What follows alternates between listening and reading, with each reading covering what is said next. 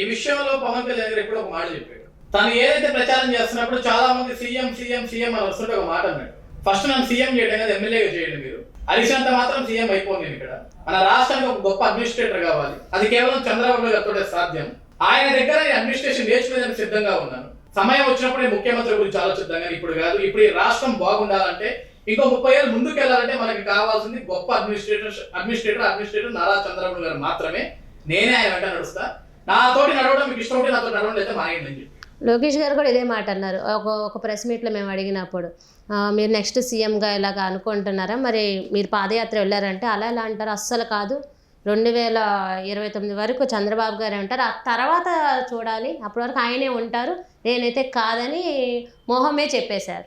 ఒకటేమో ఇక్కడ చంద్రబాబు నాయుడు గారు ఉన్నంత వరకు ఆంధ్ర రాష్ట్ర ప్రజలకు కానీ, తెలుగుదేశం పార్టీ కార్యకర్తలకు కానీ, ఇంకొక పార్టీ ఎవరైనా సరే అందరికీ సీఎం చంద్రబాబు.